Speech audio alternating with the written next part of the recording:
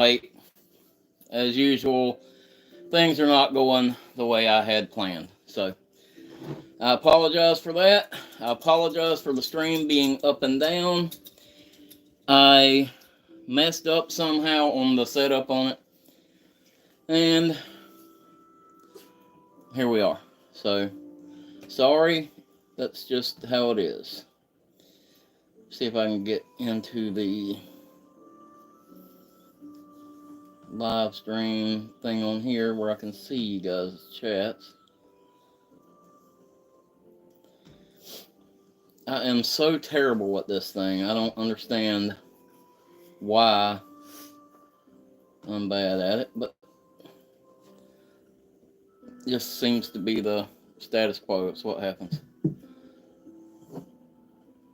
Give me just a second. I'll try to figure out if I can see you guys.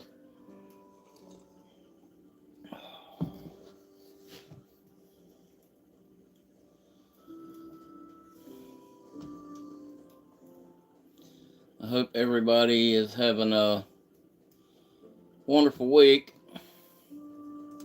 and ready for the upcoming holidays. I know Christmas is my favorite holiday for sure. And it never feels like Christmas to me until we get to Christmas Eve.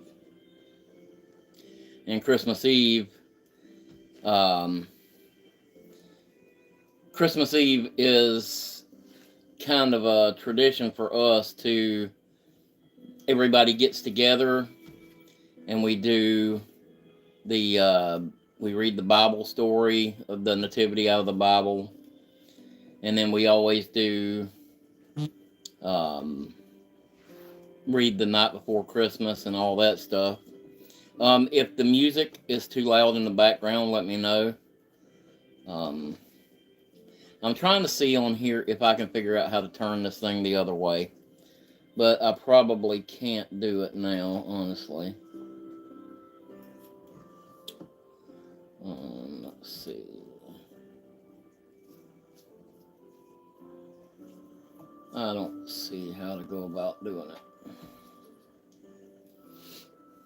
I just messed it all up, guys. I'm sorry. Oh well, it is what it is. So we got the goofy looking screen and all that stuff, but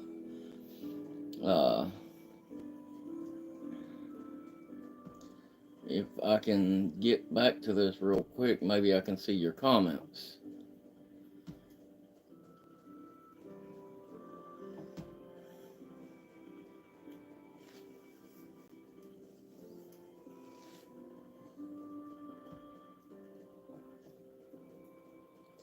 I don't know why it's not letting me see the comments. Do you want my iPad? No, I thought I had this thing figured out. It problem is it keeps going to the YouTube studio. And when I'm in studio mode, for whatever reason, I can't actually see the comments. So let's see. Maybe I can see it here.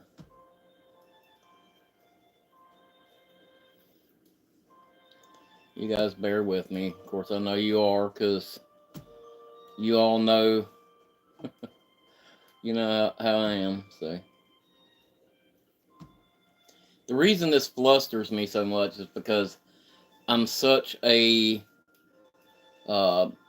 perfectionist at this kind of stuff. I like my videos to look a certain way. I like my audio to be a certain way, and when I can't make it right, it irks me. So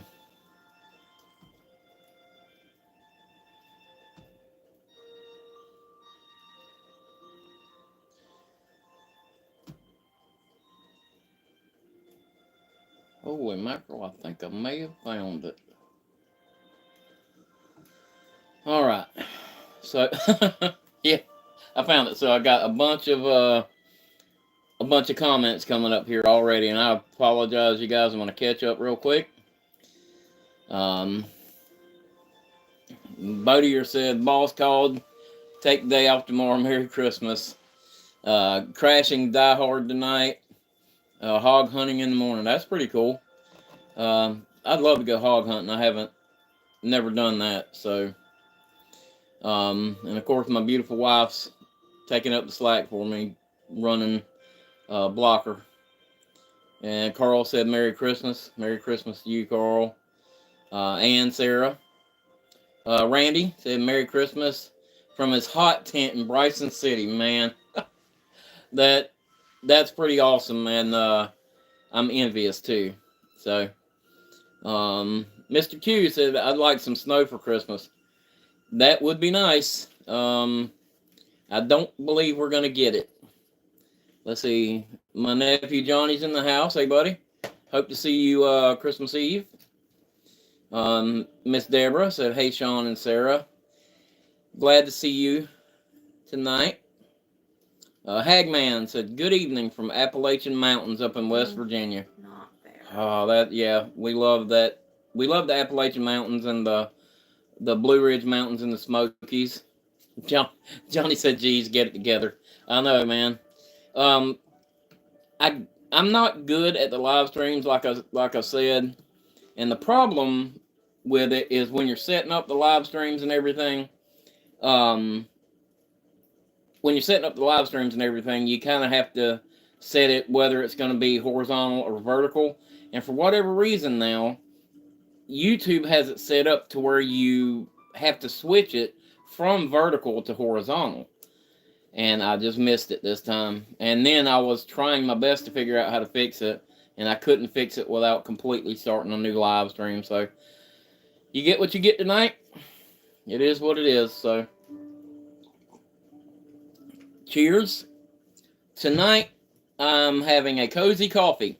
So instead of having my typical Evan Williams, I got my coffee with some hot cocoa in it, and then I've got this, I have no idea how to even, Sheelan white chocolate country cream, and it's really, really good. So on cold nights, which it's not really that cold here, but on cold nights, we like to do the cozy coffees. So that's my spirits for tonight, is cozy coffee. Let me know in the comments what you guys are having. Really didn't have a huge plan tonight on what we were going to do. I just kind of wanted to get together with everybody and just chat and have a good time. What I would like to do, let's see, Ed Chaos said howdy. Hey, buddy, how you doing? Taco 05's in the house. So Mr. Q said, what are your top 3 state parks in Florida? No, all the questions help me keep rolling, man, because I will get stagnant, he said, if I don't mind the question. Honestly, I don't really know the top 3 state parks in Florida. That's a hard one. I've been pretty localized in our area. There is a lot of beautiful, beautiful places to visit here in Florida, but the problem is with the majority of the state parks, they want you to come into just a regular little camping area. That's kind of, a lot of it is set up that way, and I don't like to do that. I like to get out back in the woods. So that's why I kind of tend to the national forests and stuff like that. But so honestly, I couldn't really tell you what the top 3 state parks are in Florida. He said your top 3. Oh, my top 3? Honestly, I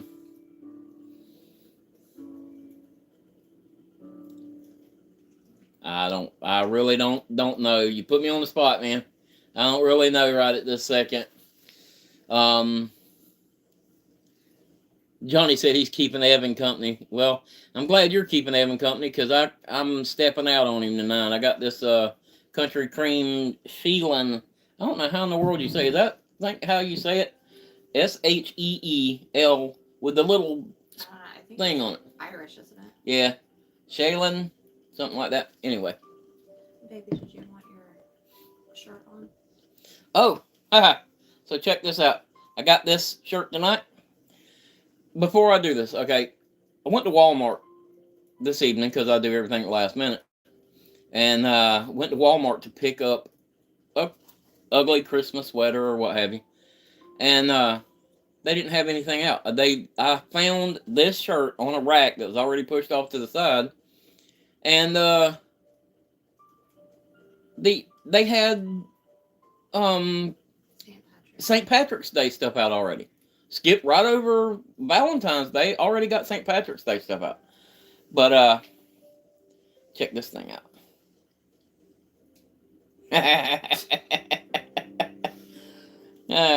If this causes anybody to have a seizure, let me know and I'll turn it off. But yeah, it's all lights up, and it does say full of, and I know what some of you guys are gonna say. I'm full of, awful on this. but it's full of holiday spirits. You're gonna have to turn that off. Is it that bad? It looks. Up. I think it looks cool, man. All right, we'll turn it back off. The lit up hat is enough. So Mr. Q said, same here with open camping, not enough space on some parks and campgrounds. So Mr. Q, where are you from? Let me know. Carl said, what's everyone cooking for Christmas? We typically do turkey for Christmas, or I like to smoke a ham. And I don't know if we'll get around to doing that this year or not, but probably end up. Honestly, I don't know. I didn't even. Mom's doing a roast. Well, her mom's doing a roast, so Miss Linda's doing a roast. That'll be good. Carl's doing a prime rib. Man, we might be going to Carl's. Okay. See, I got to vote for keep it on. All right. You gotta do what the public We're going. says. Yeah. I'm a slave to the subscribers, if nothing else. David Candy said, thank you for talking about Pine Ridge Forge. I took your advice and got the knife I've been looking for all my life. The Pine Ridge Forge. So Pine Ridge Forge is my buddy Ian. And I've watched him build those knives down there, and it's unbelievable. He's such a amazing, talented blacksmith. And the guy really puts a lot of effort into making sure the heat treat is correct on those knives. I've beat that thing through fat lighter, or knots, all kind of stuff. The only thing I have ever done to that edge is strop it. Never have I once sharpened that blade. All I've ever done is strop it, and that thing stays razor sharp. I'm glad you got one. They're expensive, but they're definitely worth it, I think. And he said that young boy knows how to make a knife. That's absolutely 100% true. Hagman said, deer stroganoff here in West Virginia.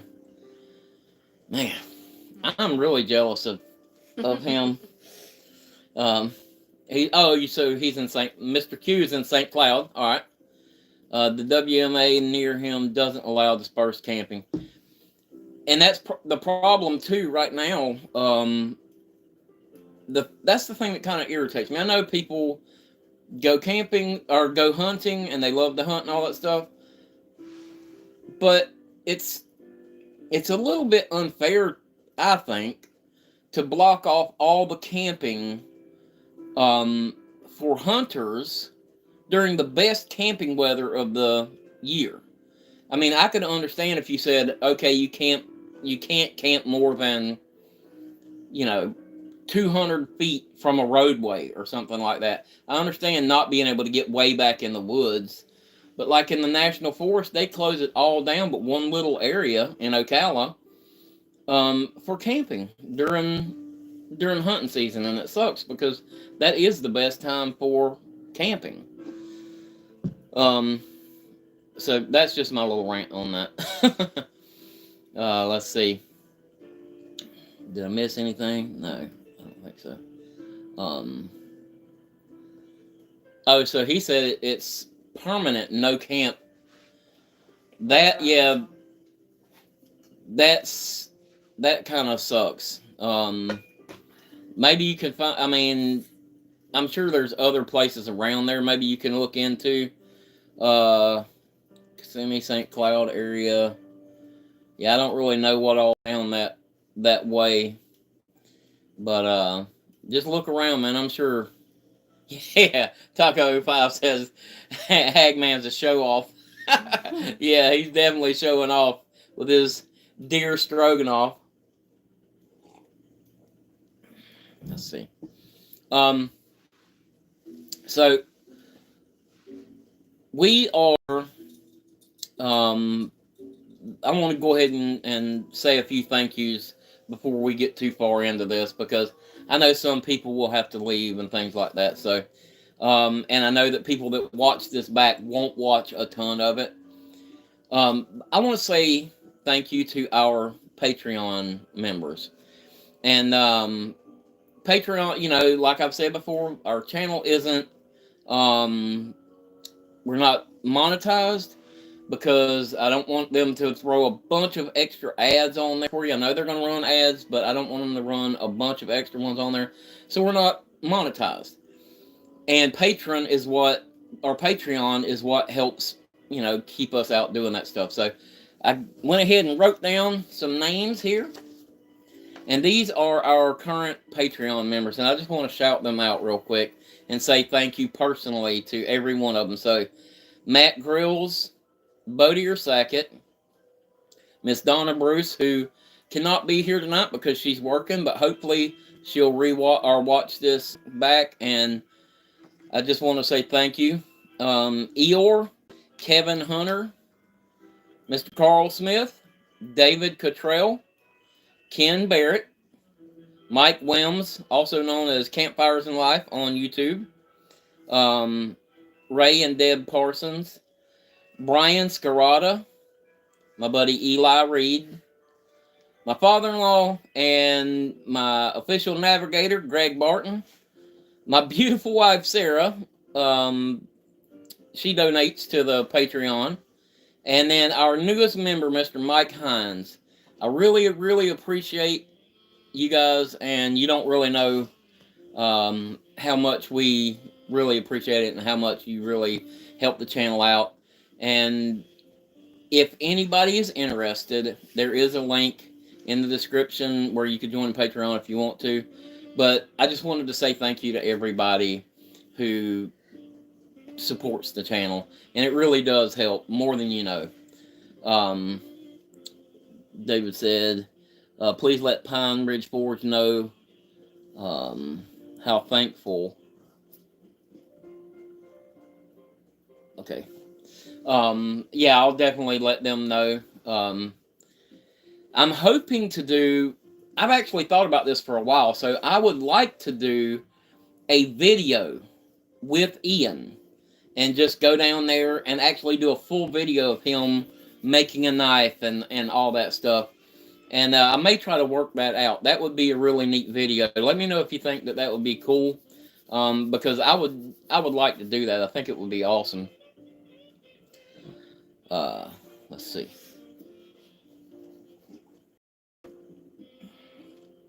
So we had the Wild Bunch, which is our patrons. We had a little discussion the other day, and we wanted to talk about like our favorite moments from this past year on the channel and things like that. So if you have a favorite moment from a video that you enjoyed, throw it in the comments and we'll talk about it. And Carl said he's going to try to use his Pine Ridge Forge rotisserie this weekend. So not only does Ian forge knives and stuff, he builds the most awesome, like the campfire cook sets, the all forged campfire cook sets. Unbelievable stuff. He's got an awesome coffee tipper that goes with it. You can just hold your cup under there and pull the thing, and it'll actually tip the coffee pot and everything. Awesome. Let's see. Oh, Kevin said, I'm late, but I'm here. That's all right, buddy. We're going to be here for a little while tonight, I think. Um. Oh, so he did a YouTube short um of the knife. Oh, of your knife. Okay, I see. That's cool. Um. So he said, David said he's really easy to get along with, and he's in South Carolina.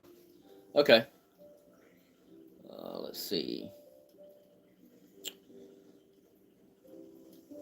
I'm only being able to see some of the. Oh, okay. So Hagman said, "Have you ever thought of doing the one stick challenge?" Yeah, actually, that's on my list. I'm gonna start. So let me back up. So we just hit 2,300 subscribers, which I'm very, very, very thankful for.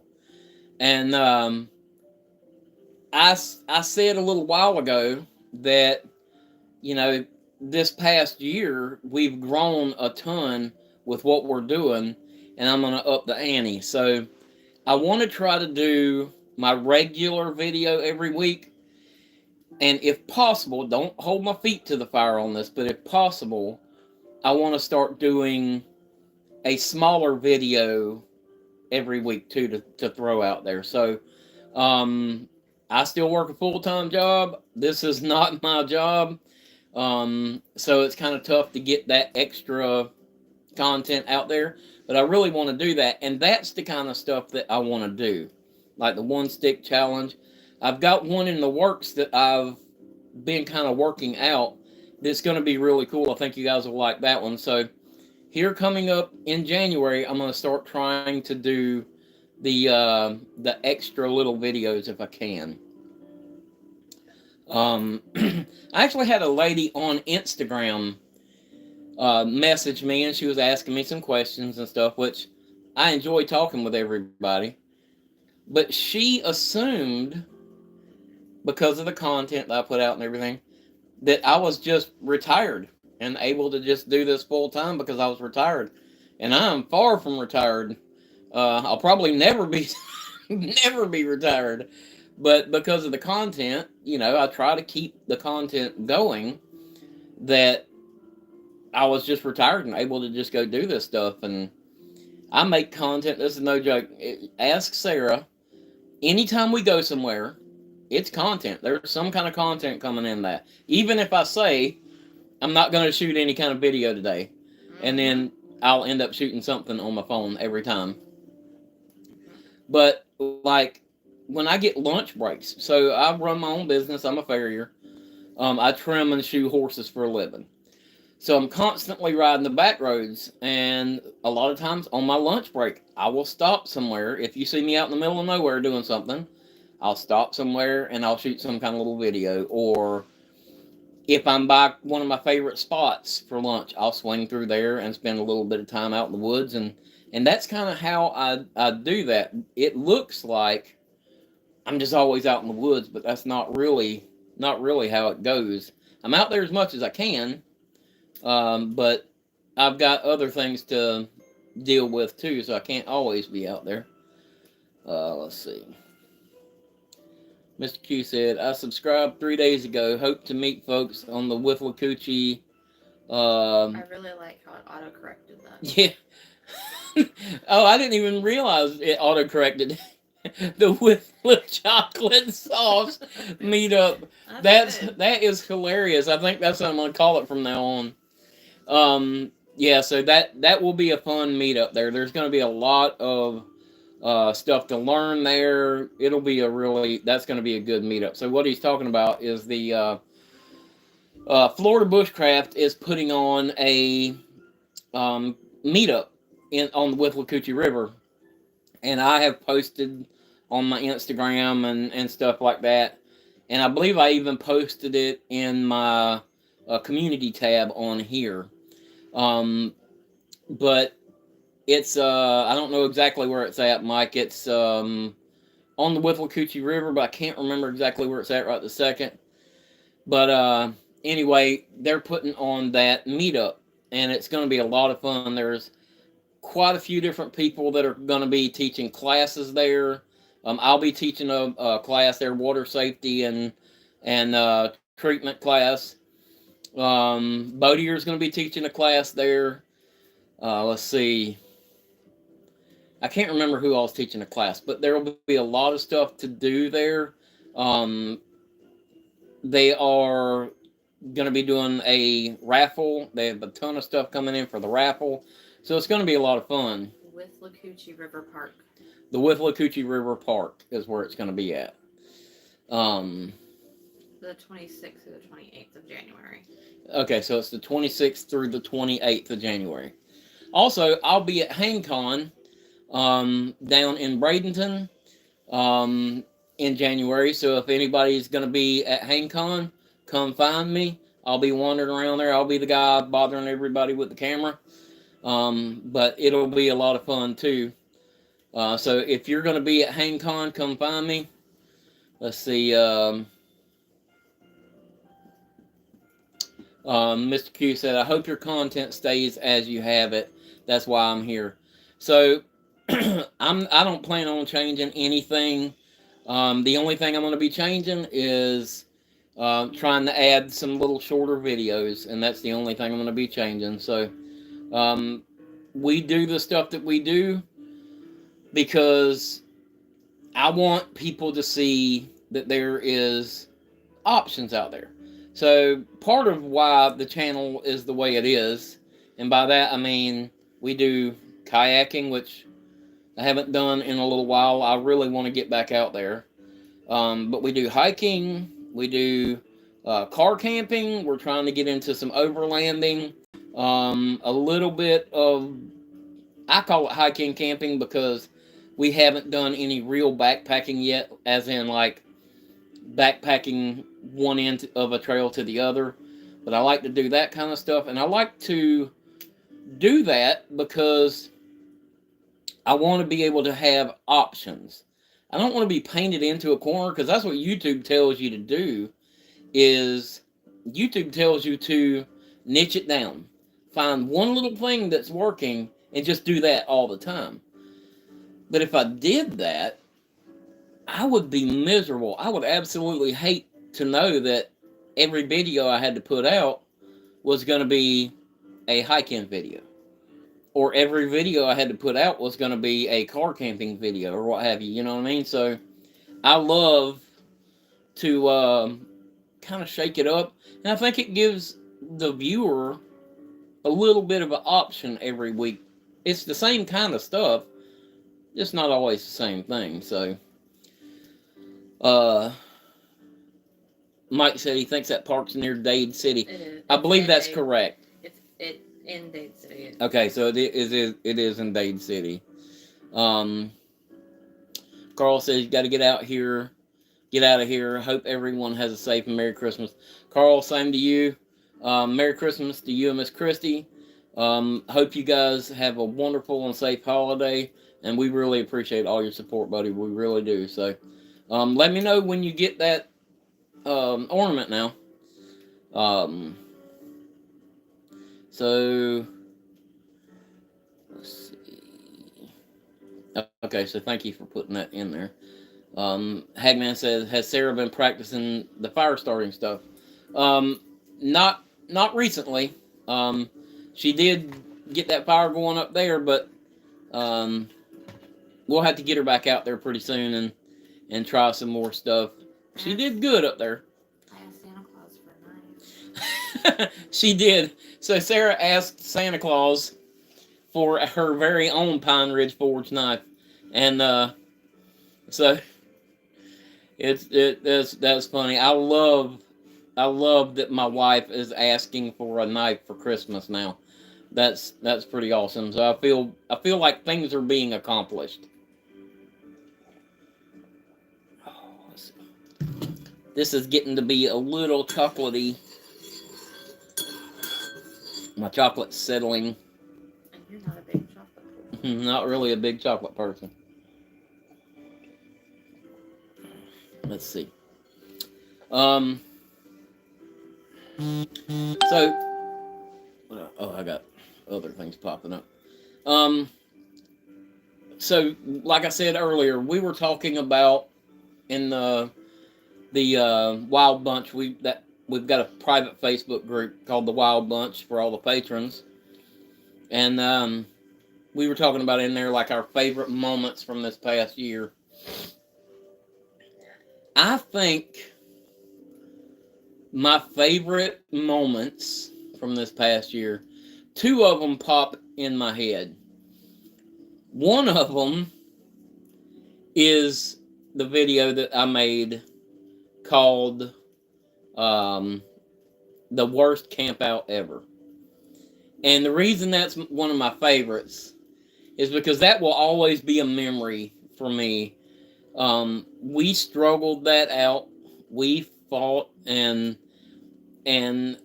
hung on through all that ridiculous heat, and all of us were just waiting on somebody else to tap out, and we would have all been gone.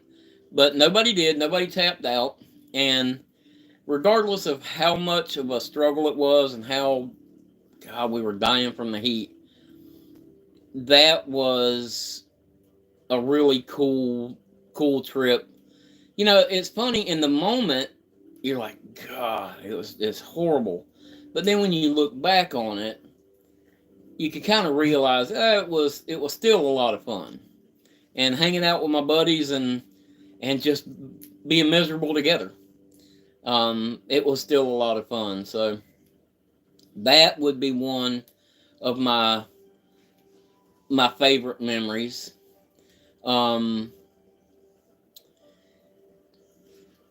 Another one of my favorite memories would be that solo camp we just did not long ago where I slept under that big log. And to me, that's one of the coolest things I've done so far. I don't do a lot of bushcrafty type stuff in my videos, you guys know that. But to me, that was cool. That was a lot of fun. And that's another one of those things that will always be a memory. Let's see.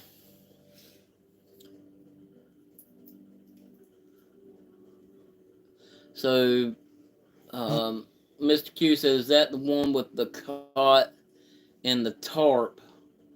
I like that one the most. Real life. No, that was last year. The one I did with the cot and the tarp was last year. But that one was cool too. And the funny thing about that one is no bug net, no nothing. The only thing I had for that one was that little thermocell, and I put that thermocell down on the ground beside me, and it kept the mosquitoes off of me, which was nice. I wish I would have had that thermocell with me the last overlanding video that we did. That would have helped out a ton there. Now, I was camping in my hammock the night the worst camp out ever. I was in my hammock, and that hammock was like, even when you're in that hammock and there's breeze blowing across you, when it's hot breeze like that all the time, there's just sweat rolling down. And I'll never forget, that's what Jimmy was saying. Tampa Jimmy was with me, and he said, like, at midnight, he was laying there in his hammock and sweat beads were just rolling down his face. I mean, it was miserable, but it was cool. It was still a lot of fun.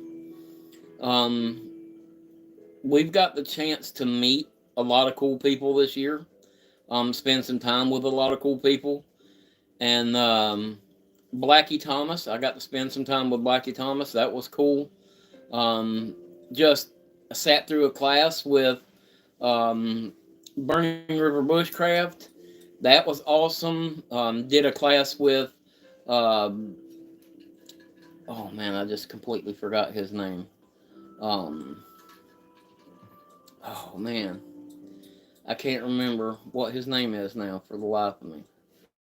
But anyway, we've met a lot of really cool people this year. I just recently met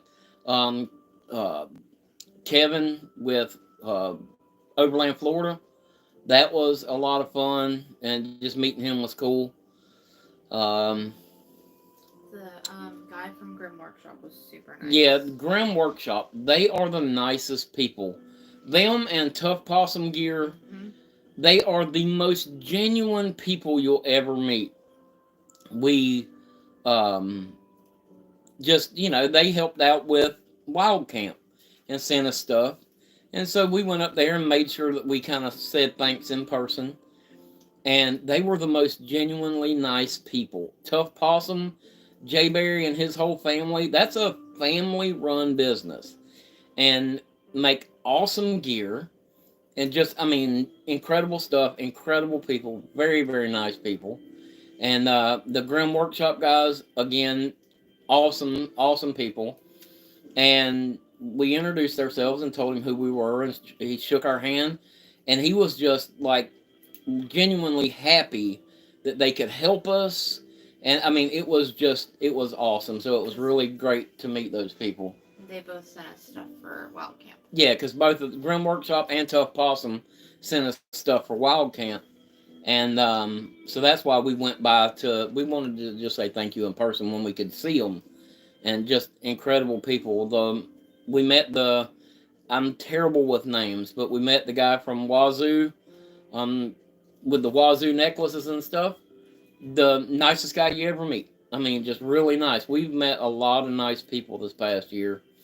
We got to go spend some time up with my buddy Andy Wildlander. He was on Naked and Afraid, and we actually got to go to his watch party when the thing came out. And Andy is the nicest person, most, again, genuine, nice person. So we've been very lucky this past year. And no, we've been very blessed this past year. There's a big difference between luck and blessed. Let me get back to these comments real quick. Kevin said his camping trip in Georgia 2 weeks ago, when the storm ripped through, wind, lightning, rain, and all he could think was about Sean would be packing right now.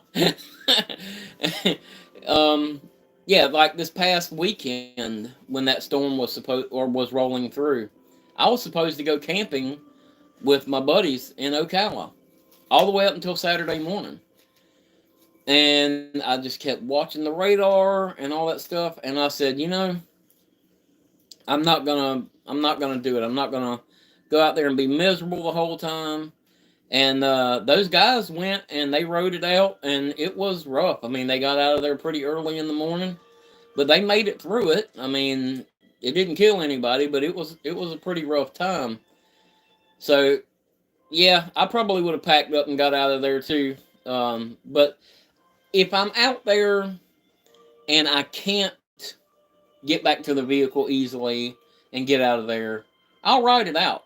But if it's an option to get out of there, and like rain and wind is not so bad for me. That's not the big thing. Lightning. When that lightning starts popping, check please. I'm out of here. I just can't hardly deal with the lightning thing. Let's see. Kevin said the kids and the wife said Merry Christmas. The guys and gals. Well, we appreciate it. And Merry Christmas to y'all. I hope everybody has a wonderful Christmas. Ed Chaos says it keeps raining every weekend. I don't know. Is it supposed to rain this coming weekend? I don't think so, right? Christmas weekend? No, it's actually, it should be decent weather and cool in the evening. Yeah. So hopefully it'll be nice, because we're planning on doing our Christmas Eve thing outside this year, so I hope it's nice anyway. Kevin said he was 4.5 hours from home. Yeah, that makes it tough. When you're that far from home, you're kind of locked in, so to speak. You kind of just got to hang out. And it does suck sometimes. We did a camp out on the Wekiva River.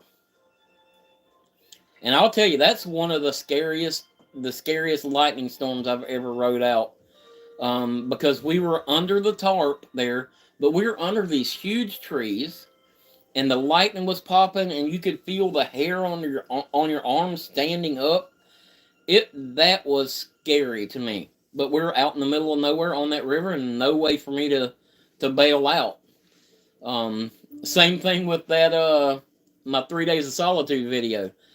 After that first storm rolled through, I text Sarah, and I'm like, if it's gonna be this bad, I may have you come pick me up from the road, and I'll just leave this stuff here. But I went ahead and wrote it out, and it wasn't too bad. But it was scary. I don't do lightning. Um, yeah, Mr. Q said safety will always help to camp another day. That's right. And I'm not ashamed to say that I'm scared of lightning. We're all scared of something, and I just don't do lightning. I've said in the past, our family has a history with lightning. My mother's father was killed by lightning, and my mother was struck twice by lightning. I actually watched her get struck one time, and it knocked her from the kitchen and rolled her through the dining room. So I'm a little timid with lightning. I don't play with it, and we just kind of got a history with it. So I don't play with lightning.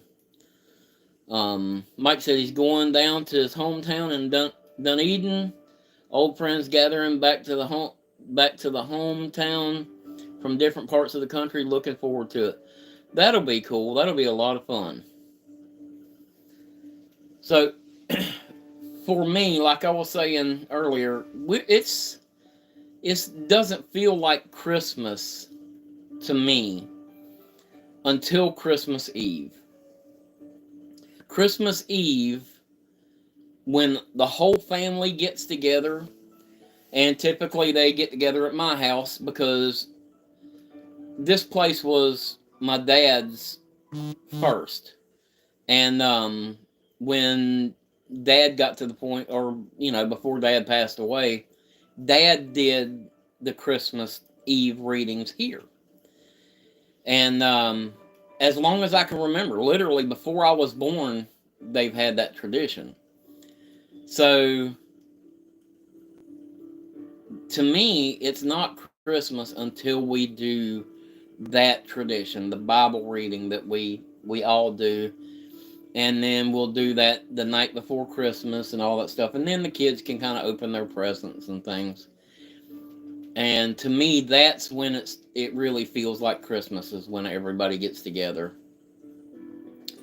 David says, what's your favorite EDC you always got with you?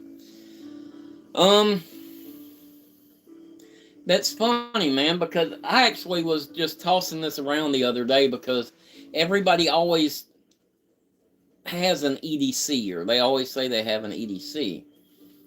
But I kind of bounce between knives. I've got one that I carry basically every day for when I'm just going out and going to work or stuff. And that's a Holtzman Survival. Give me just a second. Oh. Let's see. Okay. That's this Holtzman Survival, Holtzman Gorilla Survival, or whatever. Little clip point. That's the one I carry the majority of the time, just during the week when I'm going to the store or whatever. I've got that little knife on my pocket. But like when I'm going out into the woods, I've got several different knives to choose from. I almost always carry my Pine Ridge Forge knife with me, because that's my, my sheath knife. That's my go-to knife. But I've got that little Victorinox Ranger grip. I love that little knife. That thing has the saw on it. It's got a really good sturdy lock for the lock blade, and it's got a good sized blade on it.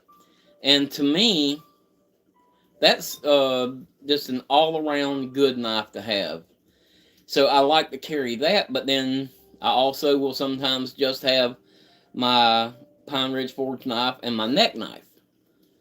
So it's kind of tough for me to pick just an everyday carry because I just go through so many different, like, I just use a knife for different scenarios depending on what I'm going to be doing. So, I would have to say, though, typically just for a regular day, that little Holtzman survival knife is not super expensive. It's D2 steel. It's not the lightest thing in the world. It's kind of thick. But a friend of mine gave this to me for Christmas last year, I think. And I'll be honest with you, it's a Chinese made knife. The thing stays sharp. And it feels, you know how you can grab something in your hand and it feels like a quality item? That's what I get from this knife. And it's, like I said, it's not super expensive. But I really enjoyed this little knife. So that's kind of my just basic everyday carry. Mr. Q said I had a branch miss my daughter by 5 inches. Maddie, you gonna pick right now to decide you need to kill that little house? Yeah. It's your Christmas house. Yeah. So Maddie, oh, you don't want me to grab it? Give it here. Give it here. Maddie's got her little Christmas house. It's got the family station wagon in it from Christmas Vacation. Go get it, Maddie. That there's an RV and the shitter is full. Excuse my language. I think that's all that's in it right now. Go get the house, Maddie. Okay, so she decided she had to play through the thing. And I completely forgot what I was saying, so it was probably true. Reading the last comment, Martin. Oh, okay. Oh yeah, he said he had a branch miss my daughter by 5 inches in High Falls State Park 3 weeks ago. Not even windy. Yeah, so nature doesn't send text messages. That's right. So, like, there's been a couple times that I've had kind of close calls like that with tree limbs too. I was hiking through one time and walked, like, there was no wind, no nothing. Walked through, and right behind me I heard and a big limb had fallen on the ground, like literally right after I walked under it. And one other time, I can't remember what happened on that one though. There was another time that I had a close call with a tree limb. He said, you're a big guy. Thanks for noticing. He said, you're a big guy, so what hammock would you recommend for bigger guys? The hammock that I'm using now is a Hanging High Hammocks Rim hammock, and I love that thing. It's very comfortable, and they're also a small company, and I have been very happy with that hammock. It for being a big guy, when you lay down in the hammock, if it's got a built-in ridge line, a lot of times, or with a bug net, a lot of times it will pull really tight and try to tear that bug net because I'm putting more stress on it than it was probably designed for. But that thing in itself, or that hammock, it still has slack up there. The ridge line is tight, but the bug net isn't tight on there. It's not showing any wear or anything on it. And that hammock, again, it's not super expensive, and it is a really good quality hammock for a small price, and it's a smaller company. So I would definitely suggest checking those guys out. It's Hanging High Hammocks, and it's the REM hammock, or the RAM hammock. I don't remember if you pronounce it or what, but I've tried a couple of the other ones. I had that one Tigris compound hammock. That hammock I could not get comfortable with it. It didn't seem like, no matter how I set that thing up, could I get comfortable with it. It was just short, and it just felt like my knees, like I couldn't get kicked to the side with it, and it just wasn't comfortable. So, um, for smaller guys, that hammock might be perfectly fine, but for me, it just didn't work. That hanging high one, is that on Amazon? Yeah, the hanging high hammocks, you can actually get that one on Amazon. And like I said, I think it's the REM is what they call it. I think REM hammock, and they actually have it with a tarp and everything. So it's actually not a bad deal. Uh, Hagman said, "Mr. Q, you're 110% correct. I use a saw a lot, and they fall whenever they want." Yeah, absolutely. You got to really be careful with the widowmakers out there.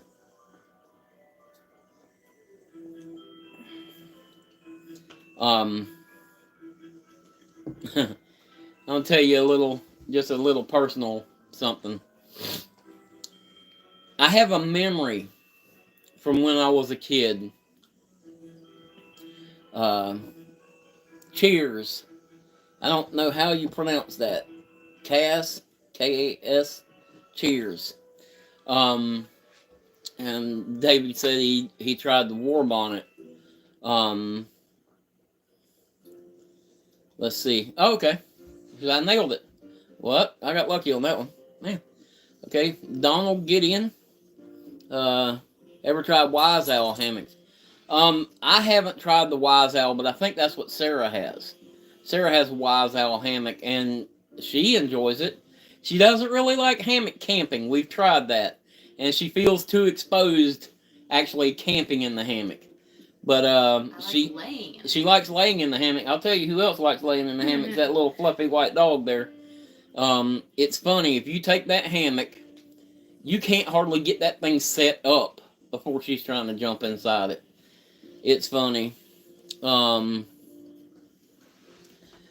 said, "I'll send you an old original issue jungle hammock and see what you think." Yeah, man, I'd love to try one of those out. That would be cool. So let me tell you this story real quick. And it ties in with Christmas. So I must have been 12, 13 years old. And I couldn't wait for Christmas. I've always loved Christmas.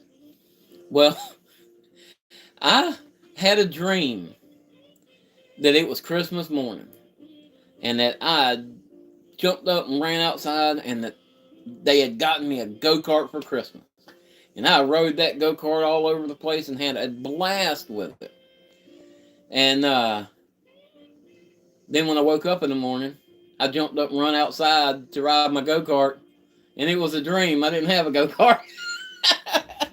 it was terrible. But I think about that a lot now. My dad always got me the stuff Mom didn't want me to get. The BB gun. I did get a go-kart. Matter of fact, me and my nephews both got go-karts one year, and then Dad got out there with the tractor and cut us a figure-8 racetrack.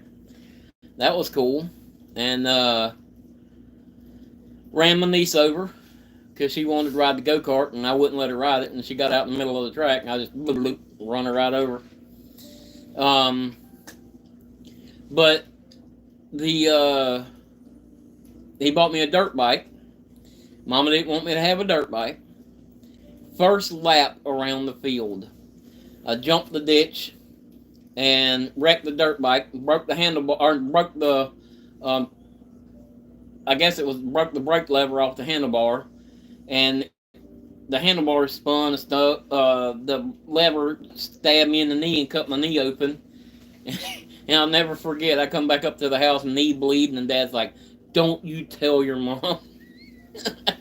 So that was pretty cool. Dad always did get me all the big stuff that I wanted, like that, but Mom didn't necessarily want me to have that sort of thing.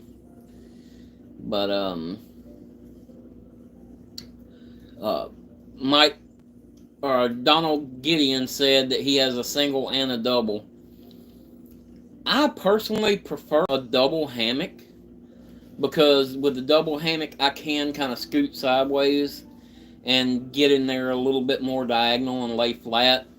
I guess probably because I'm a big guy too, but a single hammock always feels like when I lay in it, I'm immediately like just pinched up tight. So I like a double hammock myself. Let's see.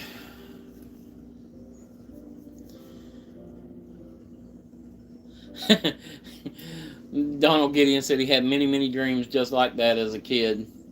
Yeah, it's funny.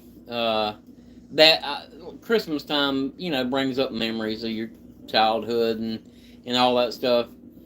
And I always remember that dream because it's funny now. It wasn't funny at the time. I was brokenhearted at the time, but it was cool. We didn't have. I know that sounds like, oh, you guys had a ton of money. I didn't have, never had a. It was not new. None of that stuff was new. The dirt bike I had was an old faded Kawasaki, and I went out. Our dad got me some spray paint, and I painted it back the lime green and all that stuff like Kawasaki. The go kart was an old go kart that my brother took apart and painted for me, and put it all back together. So it never was like brand new stuff, but mom and dad always did everything they could to try to make sure we had a good Christmas, and that's one of the things that uh, Christmas is tough for me sometimes because I put too much worry and emphasis on being afraid people aren't going to like what I got them, especially my girls, my kids. I get nervous that they're not going to like what I got them, and it's supposed to be the thought that counts. But when they're little kids, still they're going to be, if they're upset, it's kind of hard to deal with. But let's see. Yeah. So Donald Gideon said he's a big guy too. Supposedly you can lay diagonal in any hammock.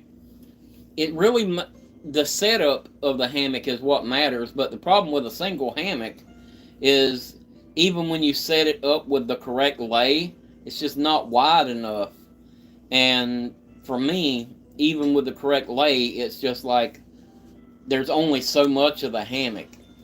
So when I lay down, it's just tight. I don't know. I'm probably not getting them exactly correct, but uh, did you ever sneak into your presents as a kid? Um, one time. One time I wanted this thing, and I can't remember what it was like. Masters of the Universe or something like that. It was this monster truck, and it had these tires on it that as it rolled, the claws would come out, and there was a box in mom's closet, this big box, and I just couldn't resist, and I go in there and peeked through it, and I seen that thing in there, and I was so excited about it. And then from then on, trying to pretend like you didn't know it was there until Christmas was rough. Sarah snuck into her presents one time. Not intentionally. Sarah accidentally found their presents one time, and she got so upset that she found their presents that she went and told on herself. I felt bad. She felt bad, so she went and told on herself. It was a bubblegum Barbie. A bubblegum Barbie. There you go. So Donald Gideon said, remember the Christmas shows seeming like laying an hour. Huh? He corrected it. Oh, an hour, but only being 30 minutes growing up. Yeah. That's I know that it seems like that. That's the other thing is like when you're a kid, everything seems so huge, but then as an adult, you go back and see the same things, and it's like, man, that's really not very big, but it's kind of the same thing. Let's see. Like when you were a kid, it took forever for Christmas to come. Yeah. And now it's like, oh, it's next week. Yeah, that's true. When you're the one having to buy the Christmas presents, it comes a lot faster than being the one waiting on the Christmas presents. Cass said his sister opened all their presents in the closet one year. Oh man, did she get in trouble? I bet she got in trouble.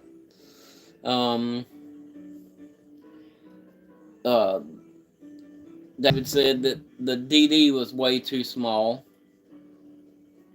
The DD hammock, is that what you're saying? Is way too small? Or did I miss something?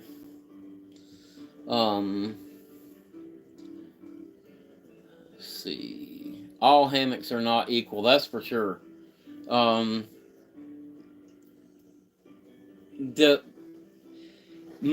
bet my favorite hammock still is that cheap first hammock that I got. Do you still have it? It's still out there in the shed. But over time, you got to try something new, and you got to. But it didn't have a bug net on it or anything. It was a double hammock, and it was just a cheap one from Amazon. But that thing, I had it dialed. I could set it up. I had my ridge line just right on that thing. And it didn't matter where I had to set it up. That thing was a Cadillac. Every time I laid in it, it was perfect. I think you got that like on the first Amazon Prime days. Yeah, something like that. It was a deal. Yep. Yeah, it was a long time ago. I love hammock camping, and that first hammock that I got, it was like, I don't know, it was almost like I got that hammock, and it's like, okay, I never want to be in a tent again. But I have, I'm sure it has to do with me being big, but it's hard for me to lay in a hammock and sleep. Because I guess just because I'm so heavy or whatever, laying flat makes it tough on me. But I've got it figured out where I can kind of get comfortable now. It took a little while to figure it out, but I can get comfortable and sleep now in the tent. But I still prefer my hammock. It's not nearly as comfortable as being in my hammock. Donald said, I dreamed about the G.I. Joe that was on a floaty thing that went underwater. That's cool. Yeah, he said it seemed like Christmas took forever getting here. And that's what Sarah was saying. It doesn't feel like that now, buddy. It seems like Halloween gets over and it's already time to start planning the Christmas stuff. So Hagman said you're gonna love the jungle hammock. I'd definitely like to try it. Donald said the Pathfinder jungle hammock is a nice one. That's cool. Yeah, I haven't really haven't tried any of those. There was another. Oh, it was the E-Trawl. I had that E-Trawl hammock, and it was the one that had the hoops over it, and it laid flat. It's the hammock that I used in that 3 Days of Solitude video. And the last night that I was there, one of the hoops snapped, and that company couldn't send me any parts for it. They just didn't have any parts or anything for it, and so that thing has just been in the shed out there with nothing to do with it. I hate to throw it away, but I did notice the other day that E-Trawl now has those replacements for it. So I may go ahead and get me another set of those things and try it out every once in a while. I like to have the option to just be able to use something different every once in a while.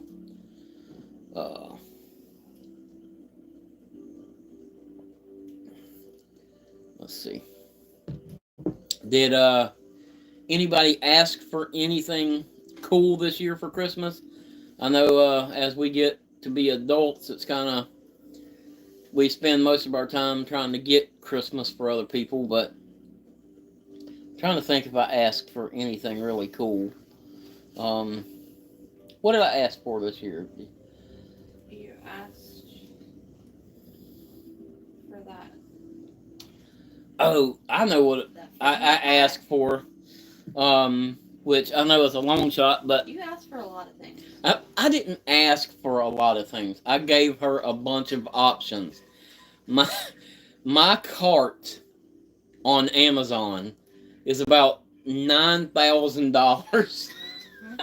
There's so many things in my cart, but I like to go through there and pick the things that I like. And I'll put them in the cart, and then I'll put them, set for a later date or whatever. And then as I decide I want something, then I'll go put it back up and get it if I want to. But that leaves me the option of being able to say, I'd like to have this or I'd like to have that. But a while back, I got that LL Bean Continental rucksack. Oh yeah, you did ask for that. And I like that, but it's kind of small. And the only thing that I really don't like about it is it doesn't have straps that go under the bottom of that thing. And it's an older model, so it doesn't have the straps. So that's what I asked for. I asked for the new Weekender, Continental rucksack, which I know that's a long shot, but I figured if you don't ask for it, you're not gonna get it. So I figured I'd toss that one out there. But yeah, I gave her a lot of options of things to try. Donald said he got a Simple Shot Scout. Nice. I think that might be the one I have. Yep. I think I've got the Scout. I love the thing. It's nice. And a Wise Owl 4-in-1 hammock. And a used Barnett crossbow.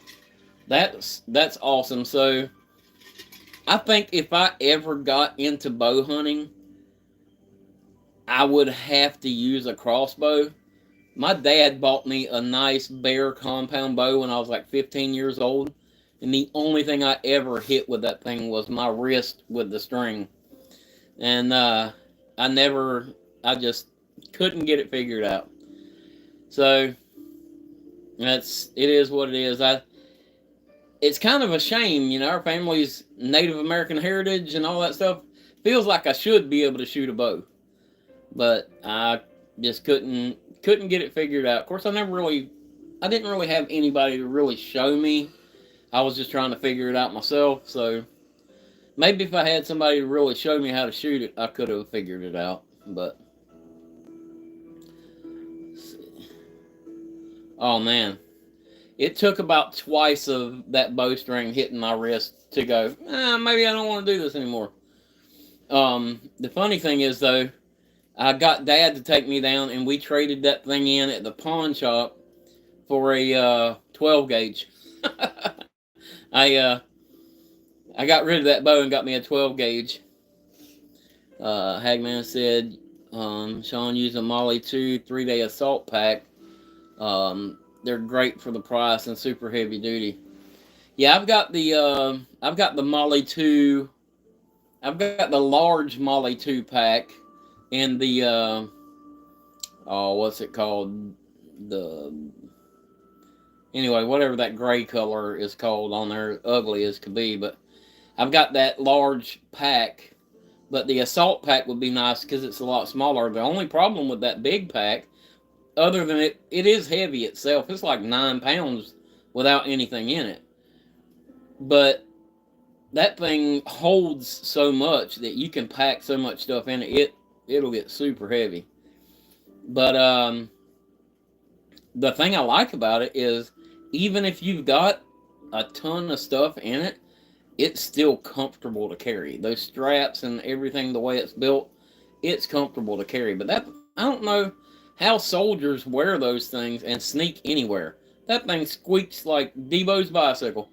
You walk with it, it's like you trying to be quiet walking through the forest, and that thing's going squeak, squeak, squeak, squeak, squeak every time you take a step or move. Let's see.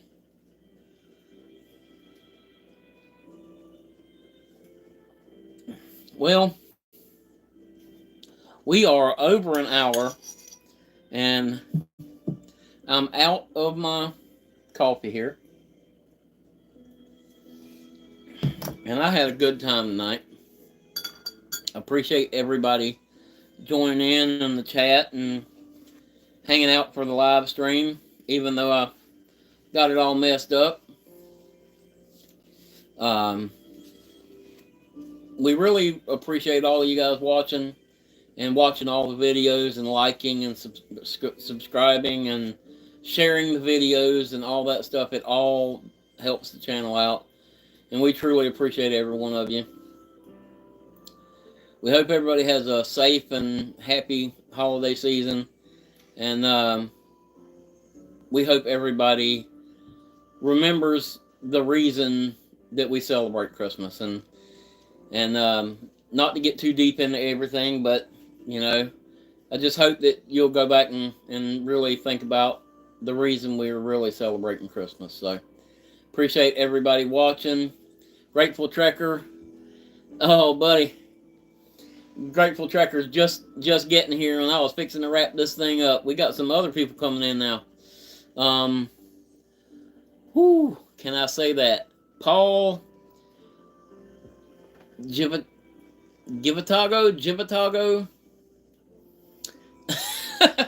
So sorry, I was trying. He said he did not see a Debo reference coming. Hey, I'm versatile, brother. I'm versatile. Yeah, we did the Santa giveaway last week, man. Sorry about that. It was pretty cool though. Actually, could you grab that other little snowman that I carved? I did carve.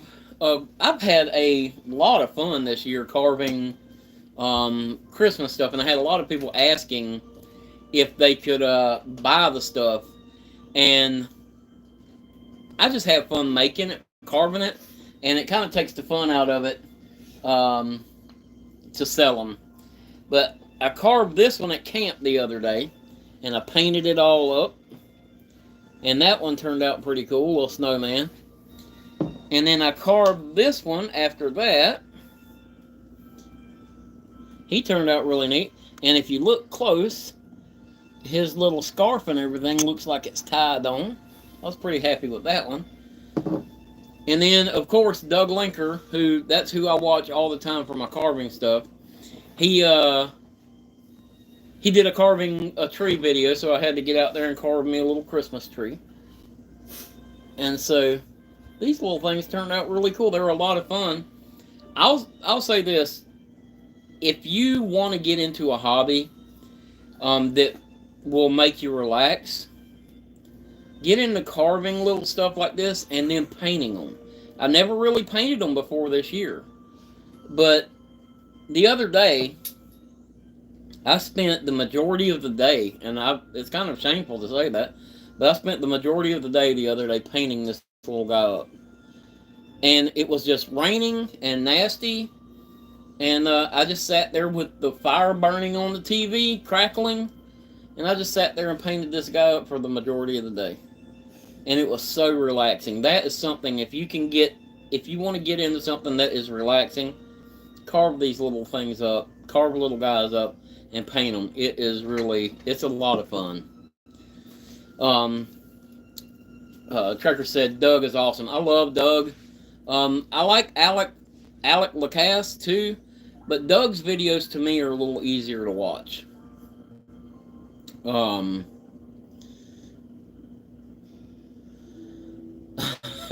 Trekker said if you're not into carving, paint rocks. That's kind of cool. Let's see. So, Donald asked, how did I learn to carve? I got a carving knife and just started trying. That's all I did. I didn't have anybody to sit down really and show me. Actually, that's not 100% true. Tampa Jimmy, I camp with him quite a bit, and he is a phenomenal carver. And he sat down and showed me some techniques that really help. Actually, I'll be right back. Let me show you something he carved that he gave me. I'm on. I'm gonna end up knocking that TV over with that rocking chair.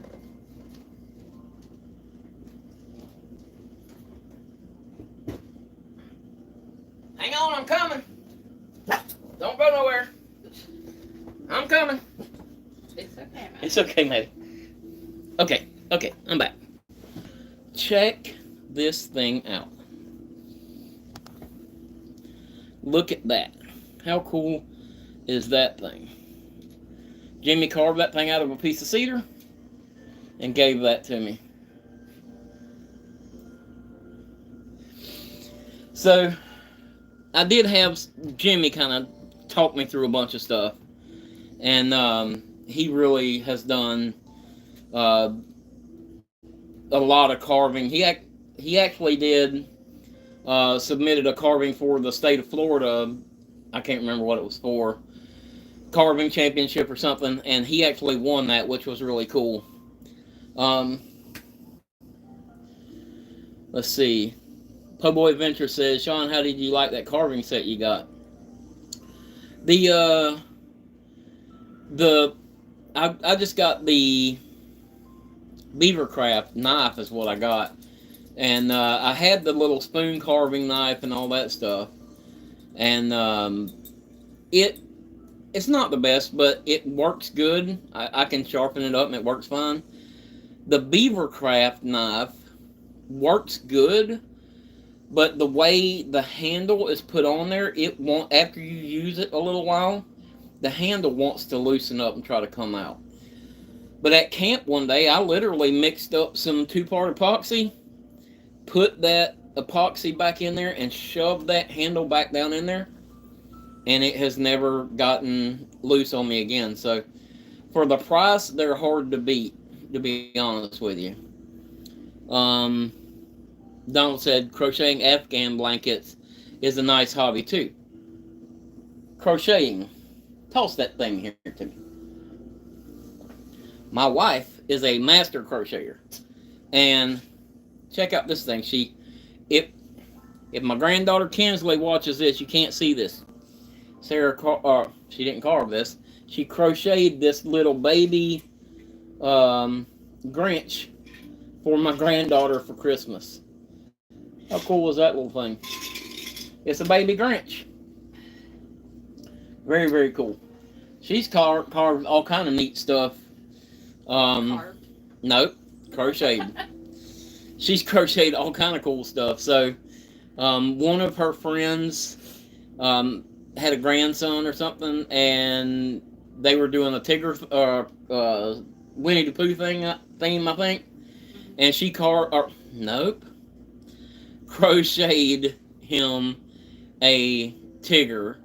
The thing was like this big, and it looked like, it was Tigger, and it looked like it was something that you would have went to the Disney store and bought or something.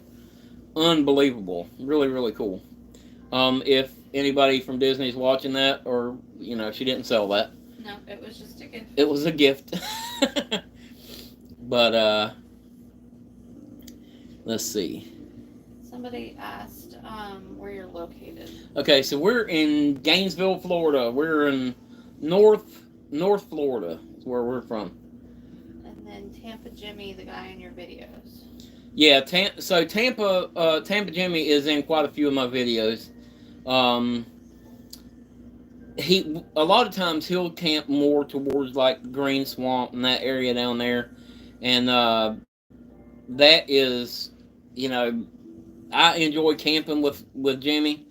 I like to camp with people who want to, let's go out and do something. Let's go hike. Let's night hike.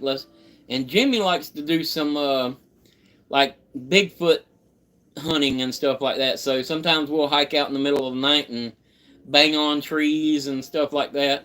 And it's a lot of fun. He's a lot of fun to camp with.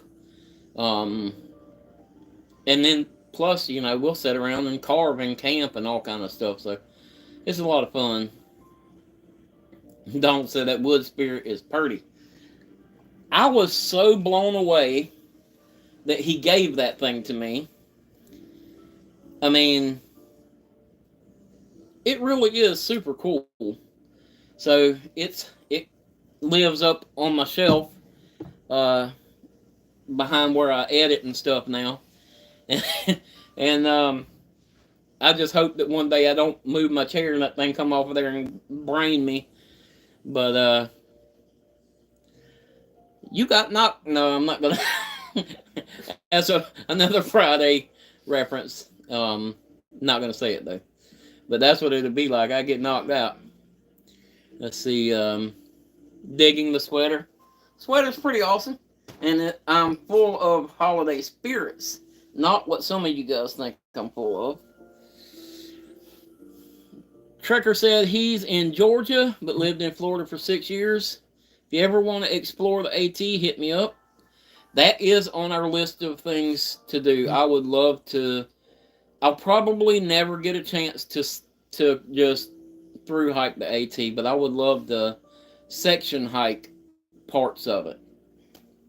And to be honest with you guys for a minute, I've got friends that do section hikes on the Florida Trail, and they always ask me to go with them, which is awesome that they ask.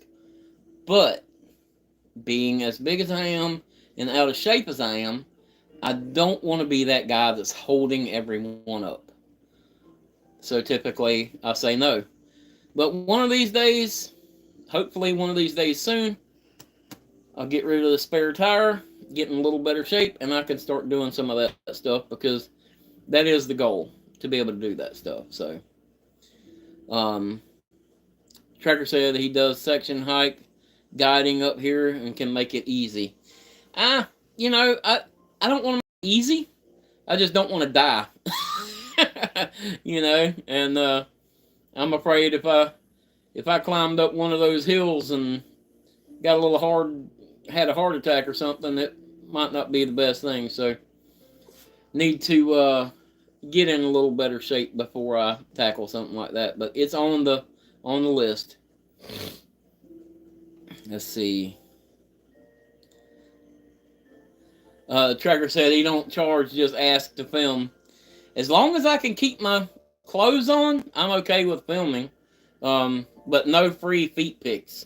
Those are going to cost you. Yeah, with your hobbit feet. I do have hobbit feet. If I could find what they call that, where the OnlyFans. If I could find the OnlyFans where people were into fat, hairy little feet, I might be able to make me some money and retire. But I doubt I'll be able to find anybody that wants to look at that. Miss Deborah says she loves Grinch. Huh? Miss Deborah said. Oh, she loves the Grinch? Yep. Sarah is very, very talented when it comes to the crocheting and stuff. She really is. I'm not saying that because she's sitting right there looking at me. She really is very, very talented at it. Is that okay? That sound like it? Okay. Yeah.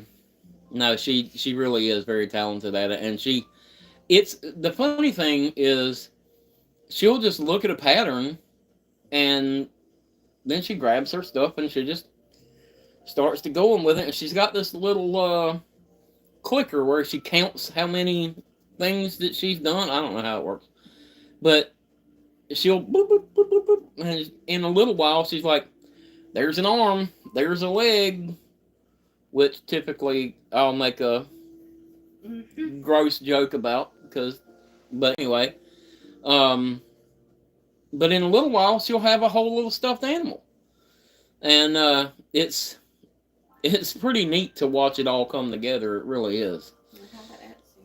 Yep, and she has an Etsy, so if you're interested in that kind of stuff, look up or just message Sarah, or you can look up her Etsy. It's Maddie and Louise. I'll try to, if you'll remind me, I'll put, or you can put it in the comments or whatever. But she makes those little things, and you can kind of customize somewhat some of the things that you want. So really, really neat. Trekker said recently lost 40 pounds on low carb. Awesome. 205 to 165. That is really awesome. I'd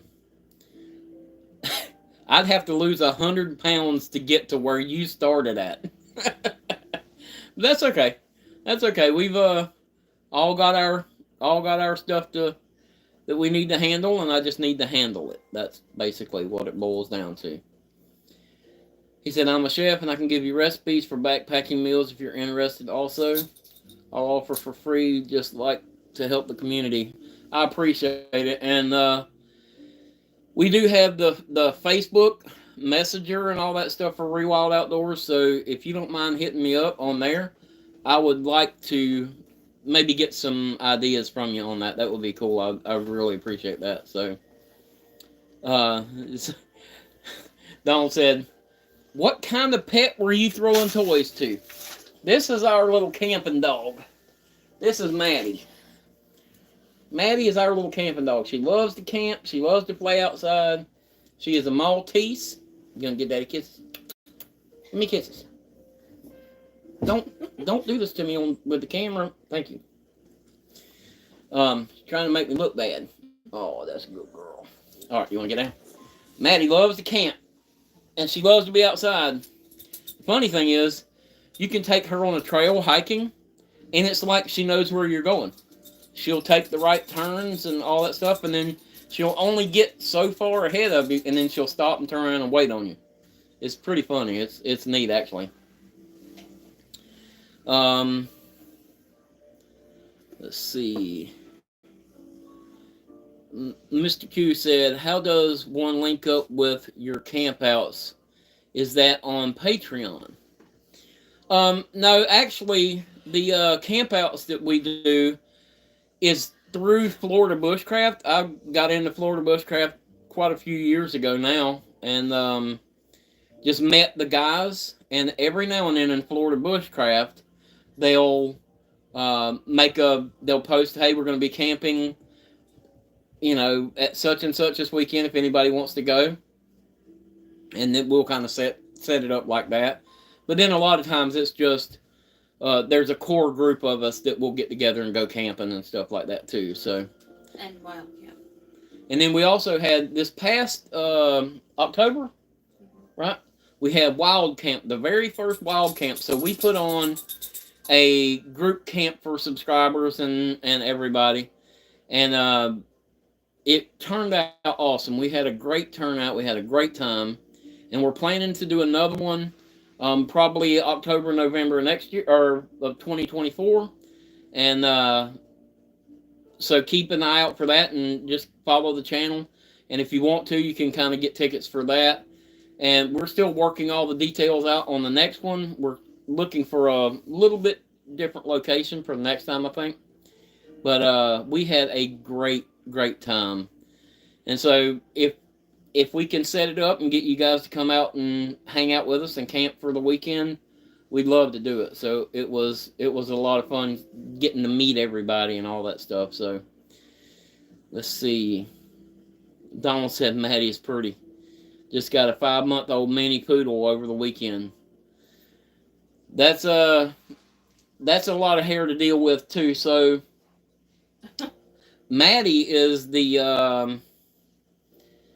she's a Maltese is what she is, but we keep her hair cut more on the short side. She's actually a little long now because she plays outside so much and she goes outside and gets dirty so much. We keep her cut fairly short, not like a Maltese where they let them grow and get all, fluffy and frou-frou dog.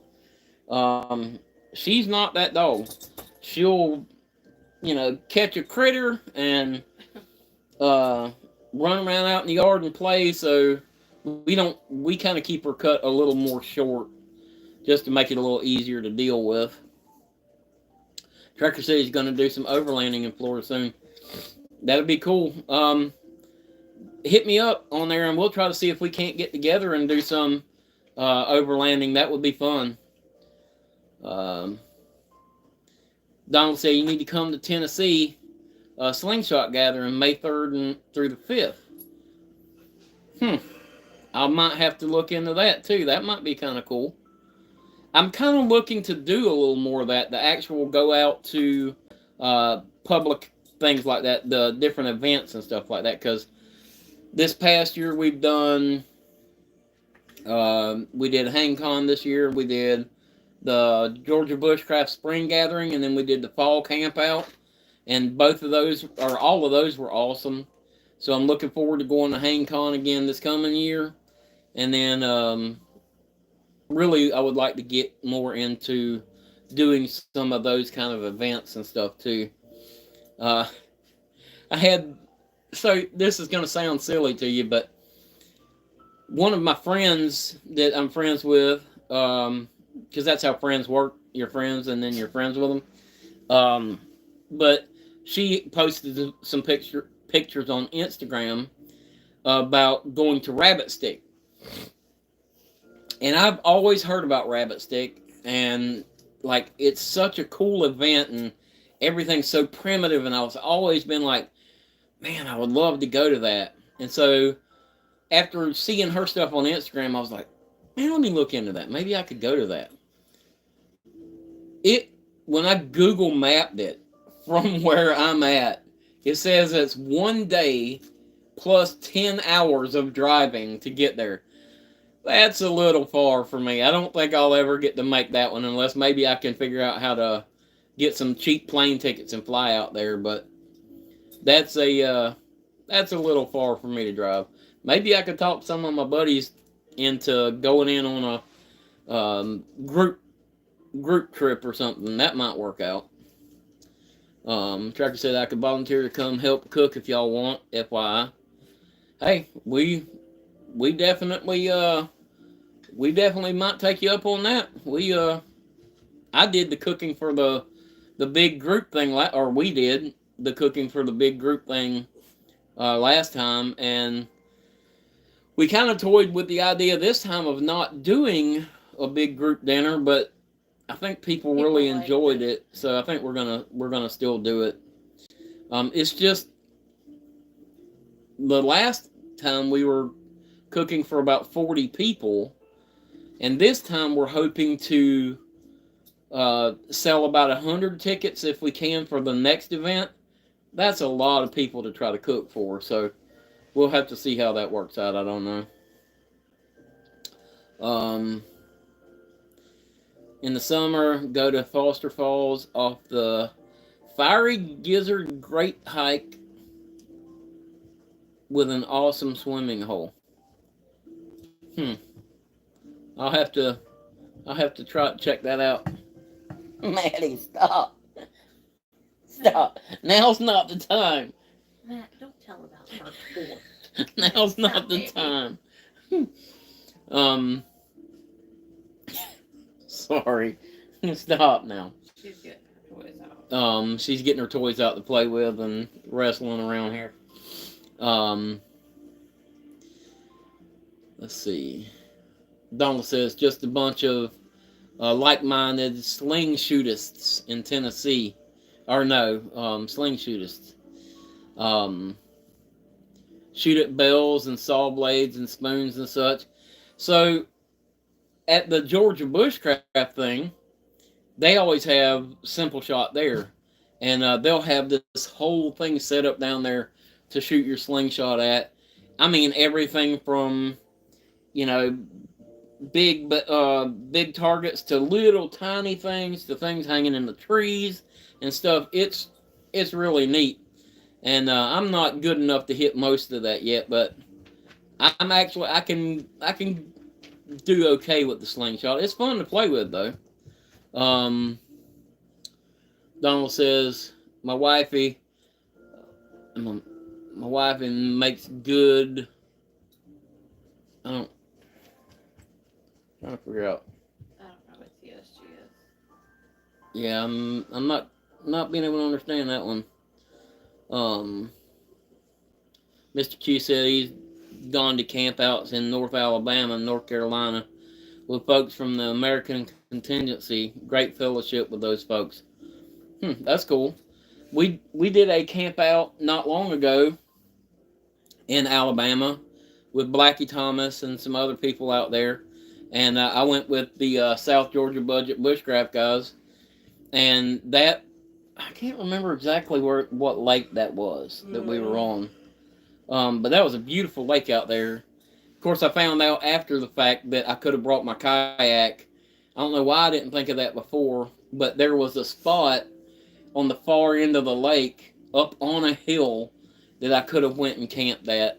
So next time I go, maybe I'll take my kayak and go down there and camp for a night. That would be really cool. So, Trekker said he cooks for kids Boy Scout troop. 200 plus people for 3 days. Man, That's a lot of work. Yeah, that's too much work for me, buddy. I can tell you, I do not want that job for sure. But last time we did it in October because I wanted to do. We like to do it on a lake or water or something, so you have the option to swim a little bit. You could paddle if you wanted to. You could fish some. There's some hiking in the area, things like that. So I wanted it to be where you could still enjoy that. But it was, even though it was October, it was still a little bit warm. So this year I kind of want to push it a little bit later. If we can try to make it maybe a little cooler, a little more comfortable to camp. But we'll just have to see how that goes. But if we could get it a little bit cooler, a big pot of chili will feed a lot of people. Oh, chili would be good. Chili might be a good thing to try to work out. So, yeah, there is camping down near Lake Okeechobee. There's a few places down there. I don't know right off the top of my head, but there's some nice stuff down there. There's some big gators down there too, though. I'll tell you that much. Donald said we make food at TSG, our shooting range, is similar to Simple Shot did at Georgia Bushcraft. I was there at Nathan's booth, by the way. Okay. Yeah, it was really neat the way they had that set up with all the different. I mean, they had little animals, everything from like a little squirrel, a little rat, bigger stuff, but then they had the really small stuff. And to see some of those guys that have the super long draw, shoot those slingshots and hit those tiny little targets, that's way out of my abilities, I can tell you that. But it's neat though. Tracker said, I'm more in the backpacking community, but I do a lot of paddling in northern Minnesota at the BWCA. Used to be a guide there. My uncle owns an outfitter up there. Oh, that's cool. Yeah. Yeah, I would love to go do some of that stuff too. I actually got invited this past year to go and do a big canoe camp in Ohio area up there, I think. And there's no way that I'd be able to do that right now. Just too much work and just can't really pull that off right now. But one day I would love to be able to do that. Mr. Q said a high of 65 is his criteria for tent camping. Yeah, I can't say that. Don't come to Florida. I can't say that because I camp in all kind of weather, man. It's almost masochistic sometimes. Okay, Seaway 44, CWAY 44, new subscriber. I enjoy your content. Treasure Coast area, very cool. Well, we're glad to have you. Glad you jumped in. I was ready to shut this live stream down earlier, and then it just more people started jumping in, and here we go again. So, but thank you so much for subscribing, and we appreciate you being here. Trekker said it's life changing. I bet it is. So I watch all these videos of the guys that are up in Canada, paddling the back country and just all these beautiful places to camp. And I would love to be able to do that kind of stuff. And we have like the Everglades. You can kind of do that. They have the Everglades trail through there, the water trail where you can kayak and camp and stuff like that. And they have all these, like the chicky huts up off of the water and all that stuff. But man, I don't know. I can just imagine getting down there and just getting swarmed by the mosquitoes and being miserable. And I just think it would be more fun to be up there, camping in the cold up there, paddling up there, and doing that kind of stuff. But then they have to deal with black flies, so I don't know if that's any better. So there's always going to be something. You just got to bite the bullet and go for it. Trekker said he just bought a new heater to check out camping in North Georgia next week and backpacking in January. That's very cool. What kind of heater did you get? Like for your vehicle? When Sarah and I just went to North Georgia a few weeks ago on vacation, and we got one of those Mr. Buddy heaters. And I had my hammock set up on the back of the car, but Sarah was sleeping inside the car. And we would, before she'd go to bed, I'd put that Mr. Buddy heater inside the car and warm the inside of the car up for her. And then with the back open, obviously, and get it all warmed up for her. And then when she would get ready to go to sleep, I'd shut the heater off and pull it outside the car, and she could climb up in there into her little warm, cozy car, and then close the hatch on it.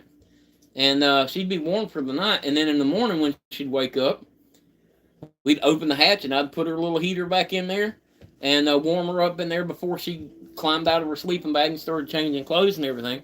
So it worked out really, really pretty neat, honestly. Let's see. Trekker said he's friends with Jim Baird. Yeah, I've talked to Jim Baird some online too. Actually, both the brothers, I've talked to them online some too. Really cool guys.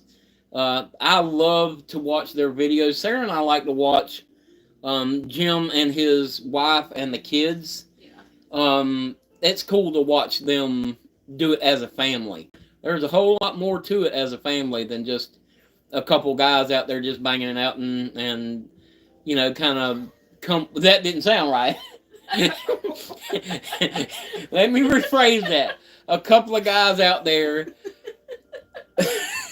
You messed me up now. A couple of guys out there just struggling and having a tough time, but making it through it is what I meant. And golly, am I really as red as I look in that thing? Embarrass me. Good Lord. But watching them as a family make it through that and everything, it's neat because it's a whole different dynamic, is what I was trying to say. Thanks a lot. Don't say thank you. I didn't say it. Trekker said it's a propane Mr. Heater, not the Buddy. It's a larger version of the same thing. Oh, okay. I like what Donald said, that his wife does a jackery with an electric blanket. That sounds nice. I've always been leery of electric blankets. I don't know why, but my mom lived with an electric blanket. I mean, I think back in the day they were not as reliable, but nowadays, yeah, I think it's probably all right. Yeah, it's probably all right, but that is a good idea. We might have to see if we can work that out. I would like to get like a jackery or something like that for some of our more overlanding kind of stuff that we're wanting to do. So let's see. Mr. Q said steak for bears in Canuckistan. Yeah. Let's see. Trekker said I do the same thing occasionally with blankets for the kids. I guess, I mean, maybe it's I don't know. I guess it probably comes from growing up and having people talk about the electric blankets. Yeah, I mean, I've back heard in the that, day. but I doubt that. Yeah, I just don't want to be laying in bed asleep and have the electric blanket catch on fire, and now I'm just wrapped in a blanket of fire, which probably would never ever happen in a million years. But that's kind of where my head goes. Yeah. Well, if I had it camping, then you wouldn't be in it anyway. Yeah, I know. But if it caught on fire, it'd probably be when I was using it. I'm out of coffee. Donald said, "Too hot for me. I think I'd sweat in a snowstorm." Yeah. So that's part of my problem too. Is my body is just hot. I create some heat. That the underquilt that I've got, it's like a 50-degree underquilt. I've used that thing down, like when we were in Georgia, the night that we were in, the first night we were at Georgia Bushcraft this year, the fall gathering, it got down to like 27 that night. I was perfectly fine. With just that underquilt? With just that underquilt, well, my overquilt and my underquilt, but that, I never felt like my back got cold, so I think I'm a little bit warmer. Thank you. A little bit. I sleep a little warmer is what I'm trying to say. Let's see.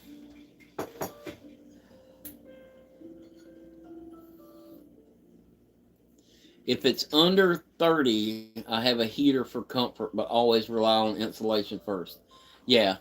So that like when we were up there for our vacation camping, Sarah had a 30-degree sleeping bag.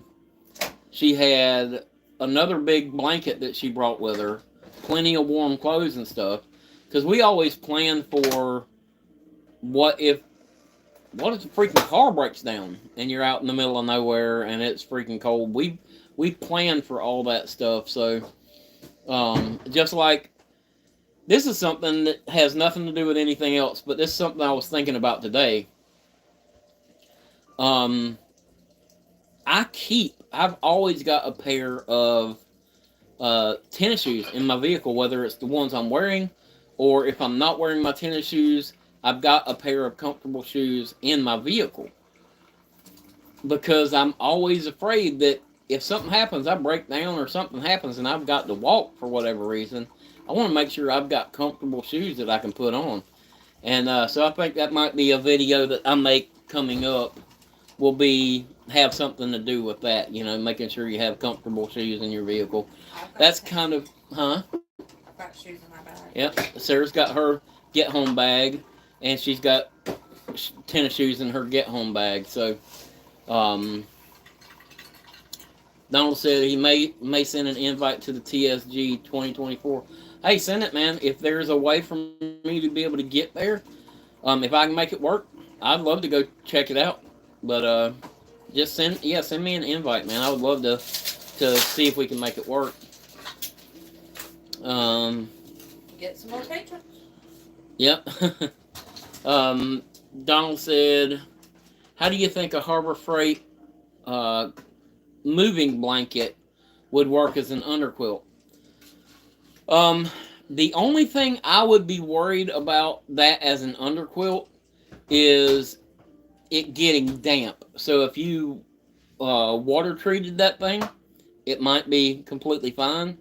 The only thing about that is those things are really heavy. So my mind, I always think about packing stuff in, putting it in my pack and carrying it in. So I wouldn't really want to have to do that with one of those blankets. But if you're just going to be using it car camping, you might be able to just water treat one of those and make it completely fine. The first underquilt that I ever had, I made out of a Walmart packable blanket. And that thing, I used that thing, I think it was our 100th video. Me and Greg, my father-in-law, went and hiked up on the Suwannee River. And that's what I had, was that underquilt that I made out of a Walmart packable blanket. And it got cold. It was the first or second morning That was the second morning. I woke up and there was ice all along the rocks and stuff on the edge of the river. And the coolest time lapse I've ever gotten was on that river that day. No, Dinah. Okay, well, now we've got a. You might as well come over here too. We got the cat involved now. Nope, she's gone. She just said, I don't want to be She on video. didn't want to be part of the deal. Thank you very much. But the coolest time lapse I ever got, the fog was coming in, and it's first thing in the morning, and the sun was coming up, and you could see the fog roll in down the river. And at a certain point, when the sun got to a certain spot, that fog turned around and went back down the river. It was so cool. And that's like our 100th video on the Swanee River. But that was really an awesome trip. But that's what I had, was that Walmart packable blanket underquilt, and it worked fine. Ultimately, I think if it will hold your heat in and keep the wind off of your back, that's the biggest hurdle to get past. Let's see. It's all about layering. That's right. So loose and layers. Yeah. So that's the biggest thing too. Like a lot of times people want to get like thermals when they put thermals on when they're sleeping, and if they're really tight to your skin, the thermals don't work as good as like a baggier pair of sleeping pants. Because if it's a little looser, your body can hold the heat in. I don't know. It's that's just how it works, I think. Anyway, Trekker said, "I'm sub now. You seem like good people." Well, that's awesome. I appreciate it, and I do seem like a good person online. No, I try to be. What is that? That's some time. Oh, she's giving me drugs. I thought it was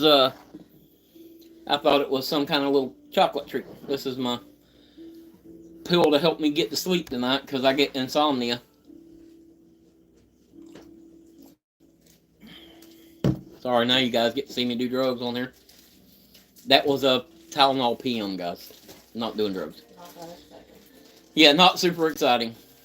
No, this is the thing too that people say a lot about my channel, and then after they meet me in person, it's you get what you see is what you get.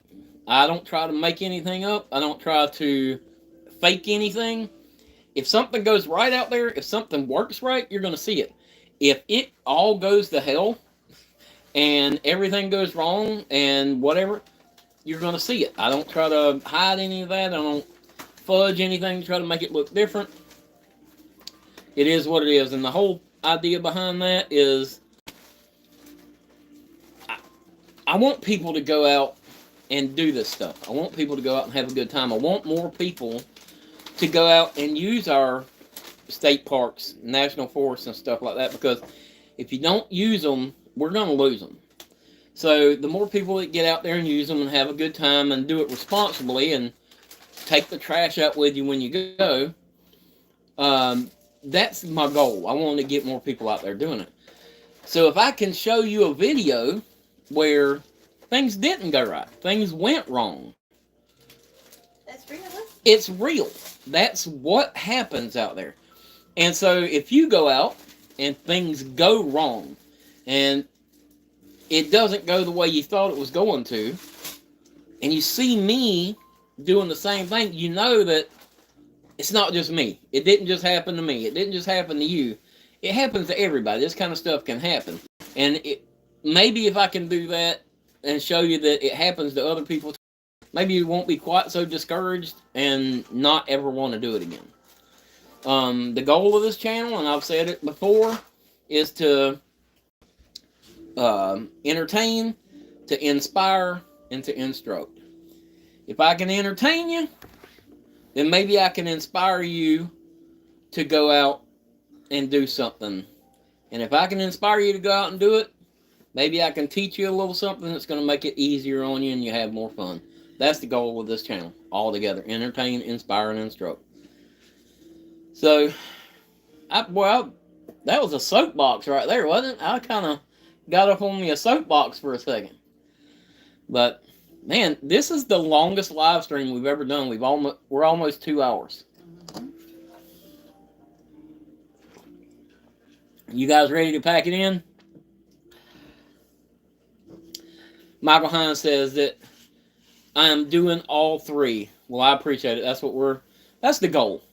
You know, when Sarah and I, so like that lady the other day asked me if we were, if I was retired. And I told her no, that I'm not retired, but the reason that we do the things that we do is because we've seen people who didn't make it to retirement. Everybody always says, oh man, once I retire, I'm going to do this, and I'm going to do that, and I'm going to do the other thing. But you never know. You never know if you're ever going to make it to that retirement. And so I've got a buddy whose daughter passed away of leukemia, and she was like 5. She never got to do anything. My dad, there were so many things that my dad said, I wish I would have done this, and I wish I would have done that. But he never got the chance to do them because he worked his life away. I mean, Pop worked literally until he physically couldn't do it anymore. And yeah, we did. We went out and had fun, and we at the end where he couldn't work anymore, we did memory lane trips, and we did all these bucket list trips, and it was fun. But there's still a lot of things that he didn't get to do, and me and Sarah don't want to do that.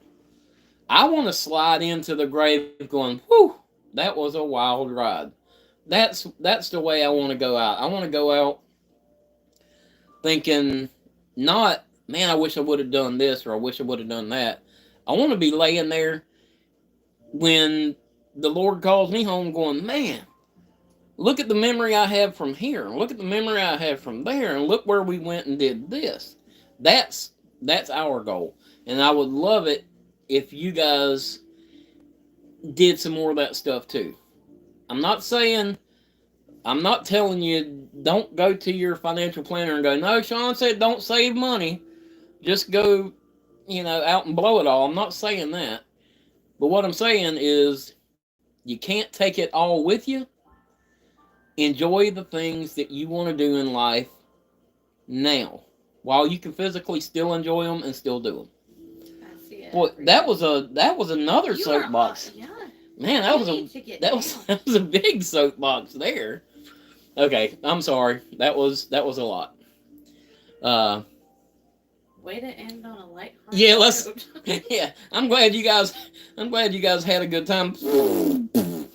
Dive bomb the whole thing. Let's see. Mr. Q said, coincidentally, I share that mindset of enjoying while you can and not when society says it's time. And that is what I'm saying. Just go out, and it doesn't have to be week-long trips. You can go out and do a day hike. Just go out somewhere. I mean, if there's somewhere in your town and you've drove past that thing 20 times and you've said, man, I'd like to stop there and check that out one day. I want to stop there and check that out one day. Stop and check it out. Go check it out. I mean, it's sitting there waiting for you. So, boy, I was on that first step of the soapbox again. I was trying to climb back up. Donald said, Darren Glenn Cook said, what they call bushcraft is what we used to call camping. Yeah, so bushcraft is a relatively new term that people have started trying to use. And, so camping to me and bushcraft are a little bit different. Bushcrafting is more of, unless you're actually out there like building shelters and stuff, which unless you have private land, you shouldn't be out on public land building shelters. Um, but bushcrafting to me is what you do at camp. Um, whether you're making, spits to roast something over a fire, or you're even something as small as carving tent stakes. All those little things are bushcrafting. Making something out of something that you find in the bush. That's bushcrafting to me. You don't have to be building these big shelters and stuff like that to be bushcrafting. Um, I love to do. That's another one. I'm going to talk about that too. But that's another one of the things that I want to do in upcoming videos. Is what I want to call practical bushcraft, where we're actually bushcrafting something that you're actually going to use, or actually going to be able to use in camp.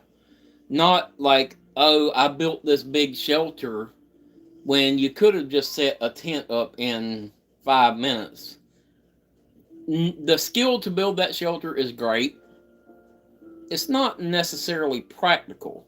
I want to do some videos on practical bushcraft, things that you could actually build or carve or make in camp that you're actually going to be able to use.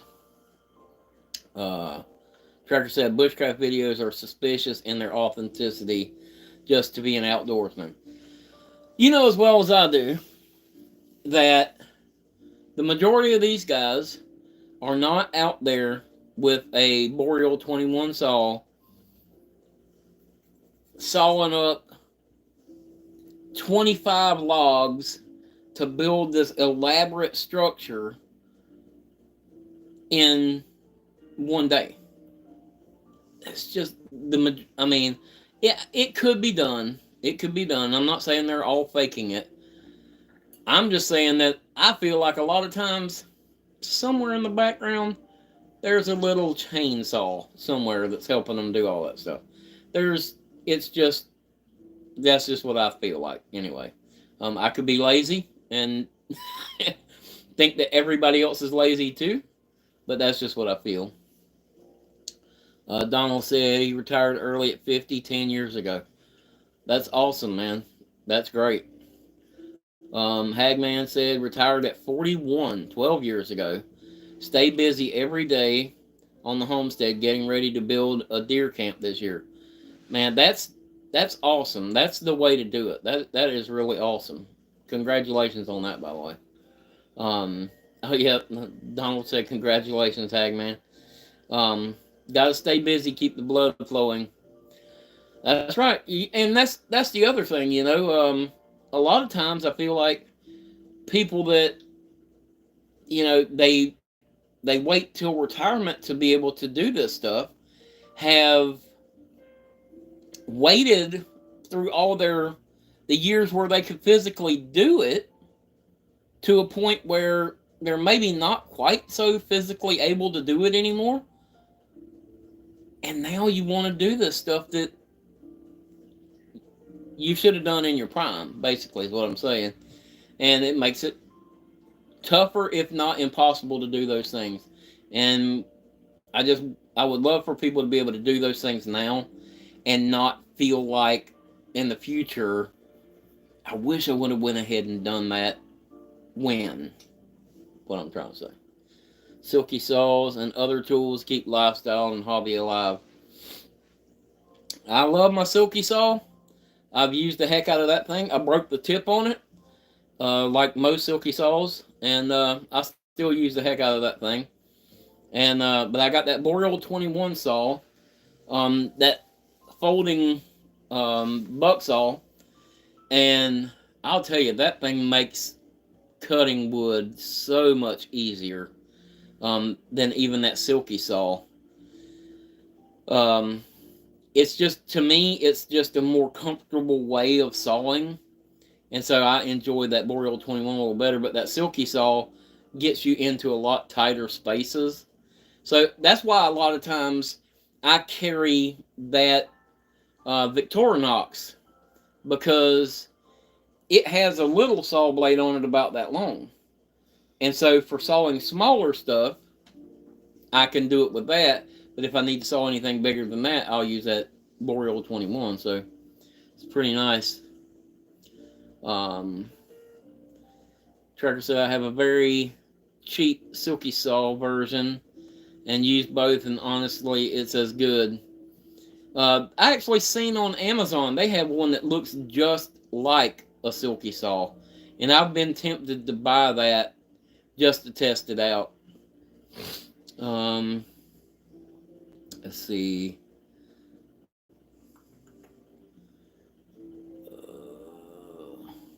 Donald said beat up the jerk that I thought. Beat up the jerk that thought up work. Beat up the jerk that thought up work. Like Big Rock Candy Mountain song. Yeah, that's right. I'm going back to wool, everything, garments, blankets, and handkerchiefs. Well, good luck, man. It keeps you warm even when you're wet. That's right, but it's heavy and itchy. I don't know. I know that they say the better wool isn't itchy, but I don't know. I don't know if I could do it. That's the Florida boy in me. I want to have shorts on all the time if possible, and no shoes. So I do have my wool blanket, and I love my wool blanket, but I don't think I'd want to have to wear wool all the time. You know, Hagman said the Bahco Laplander is not too bad of a saw. I've never used one. I've seen people talk about them, and I've never actually had someone in camp who actually had a Bahco Laplander that I could try. Just never have tried one. I know a lot of those things, and the tips don't break on those like the silver. It's just never had a chance to try one. And so Mr. Q said the Agua Canyon combo axe. Let's see. Did I miss something? Oh, and the Agua Canyon combo axe in the mail from Canuckistan. I've seen a bunch of videos on that combo axe. They look pretty cool. I still have my doubts as to whether or not they can hold up. Donald said, anyone do tri-sticks? Every time I get a new knife, and I'm sorry I keep clearing my sinuses because it's not at nighttime and my sinuses are going to start acting up. Every new knife just about that I get for going out in the woods, I immediately will get out there and do a tri-stick because that lets you know what the knife will and won't do and what it's good at and what it's not good at. And the more you work on those tri-sticks, the better you get at all the different little hinges and all that stuff that you're trying to build with or trying to carve with them. And it just makes you a little more efficient with them. So I definitely, there are a lot of people out there that want to bash tri-sticks. Like, oh, if you know how to use your knife, you shouldn't have to do a tri-stick. I like I said, I do a tri-stick with every knife because how are you going to know if that knife can even do it if you don't try? Tri-stick, right? So I didn't do a tri-stick with this well knife though because that's not what I plan on using it for. All right, guys. So we are 2 hours into this thing.